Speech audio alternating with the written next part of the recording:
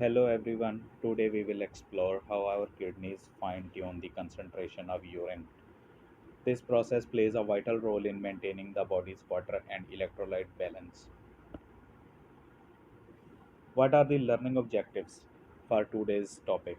Our goal today is to understand how the kidneys manage water balance, how urine becomes diluted or concentrated, and the mechanisms that make this possible. The kidneys act like master regulators of water. When we drink too much, they excrete excess water. When we are dehydrated, they conserve it. This balance keeps our plasma osmolarity steady around 300 milliosmol per liter. What is nephron? The nephron is defined as structural and functional unit of the kidneys. Each kidney has about a million nephrons. The juxtamedullary nephrons, with their long loops of Henle, are the real heroes in concentrating urine because they extend deep into the medulla where osmotic gradients are strongest. Dilution of urine. Before we move to dilution of urine, we will see in this picture about the structural anatomy of the nephrons. As you can clearly see that how nephrons, histologically kidney is composed of approximately 1 billion of uniferous tubules, which are called as nephrons. Nephron is the structural and functional unit of the kidney. Each nephron has two major portions like renal corpuscle, are also known as Malpighian body, and a renal tubule. You can clearly see these parts. And renal tubules further divided into loop of Henle, which consist of thick loop of Henle, thin loop of Henle, descending limbs and ascending limbs. Then you will see the convoluted tubules, distal convoluted tubules, and in the end we will see the collecting ducts. This is the tubular structure here. Substances from the blood are taken, filtered from blood vessels into the tubules here. Then substances needed by the body are transformed from tubule back into the blood vessels via this network of capillaries. This is called reabsorption process, and some substances continue to transfer from blood vessels into the tubule. This is called secretion, and then waste products go along the tubules into the bladder. How the dilution of urine occurs?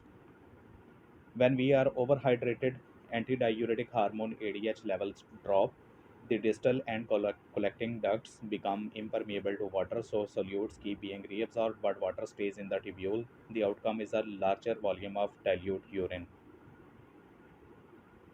Here in this picture, you can clearly see the mechanism of urine formation, how filtration of the blood forms tubular fluid in the renal corpuscle. Then this fluid moves into the proximal tubules, which is the first site of reabsorption of water, ions, and various nutrients. And it is also the first site of secretion of unfiltered substances. Then they moves along the nephron loop, which is called loop of Henle. First is a descending limb, then there is ascending limb. It dilutes or concentrates the tubular fluid, then fluid moves through the distal tubule where reabsorption and secretion are hormonally regulated to maintain water and ion homeostasis, and then water moves along the collecting ducts, and finally urine is excreted through the collecting ducts into the ureters, which will ultimately drain into the kidneys. How concentration of urine occurs? When plasma osmolarity rises, the brain triggers antidiuretic hormone release. The antidiuretic hormone opens water channels or aquaporins in the distal tubules and collecting ducts, allowing the water to move back into the blood. This produces a small amount of the concentrated urine, having the osmolarity of about 1200 milliosmol per liter. Here you can see how urinary excretion occurs. You can see excretion is the result of filtration, reabsorption minus reabsorption plus secretion. So you can see the entire process in this picture. How filtration occurs, reabsorption, secretion, and then excretion of the urine occurs. What is the countercurrent system? The kidney's ability to concentrate urine depends on a clever design which is called countercurrent system. The loop of Henle creates the gradient and the Vasa recta maintains it without washing it away.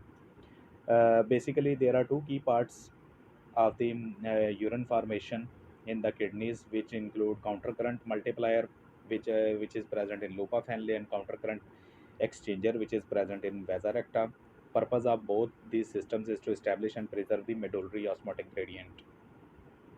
Here in this picture, you can see the countercurrent mechanism. This picture is clearly showing how the gradient is created here, and how the urine then passes through the vasa recta, and which maintains it without washing it away. Countercurrent multiplier, which is present in loop of Henle. The descending limb loses water but not solutes, making the fluid more concentrated. The ascending limb does the opposite. It pumps solutes out but doesn't allow the water to follow. This back and forth multiplies the osmotic differences along the medulla. And as you can see that it pumps out the sodium potassium chloride, but there is no water movement, creating an osmotic gradient from 300 milliosmol in cortex to 1200 milliosmol in inner medulla. This picture is showing the countercurrent exchanger mechanism in the vasa recta. Vasa recta acts as a slow flowing exchange system. As blood descends, it gains solutes and loses the water. As it ascends, it gives solutes back and picks up the water. This keeps the medulla's gradient intact. What is the process of urea recycling? Urea isn't just a waste product. It actually helps to concentrate the urine. Under antidiuretic hormone influence, urea moves between the collecting duct and the lobe of Henle, boosting the medullary osmotic gradient that drives water reabsorption. This picture is showing how urea is reabsorbed from the thick ascending limb. Then urea is returned from the vasa recta, passing through the countercurrent exchange mechanism. And secondly, through the loop of Henle, you can see the countercurrent multiplier. Urea is recycled from the collecting ducts and finally going out through the collecting ducts. What are the factors influencing concentration and dilution of urine? Several factors influence how effectively the kidney can concentrate or dilute the urine, especially ADH secretion, solute transporter function, blood flow, and the structural integrity of the nephrons. Clinical correlations. These mechanisms have direct clinical importance as you can see in diabetes insipidus. Low or ineffective ADH leads to excessive dilute urine. Conversely, in syndrome of inappropriate ADH secretion, you can see there is too much ADH causes water retention and low sodium levels, leading to concentrated urine and hyponatremia. And loop diuretics can also interfere with the countercurrent processes, and they decrease the concentration ability of the urine. To summarize all these things, the kidneys adjust urine concentration mainly through ADH and the countercurrent system. Together, these processes ensure that our body maintains proper water and solute balance. As low ADH, there will be low ADH, there will be diluted urine. In case of high ADH, there will be concentrated urine. And key mechanisms regulating the dilution and concentration of the urine include countercurrent multiplier, countercurrent exchanger, and urea recycling. That's it from today's lecture. Best of luck to all of you. Bye.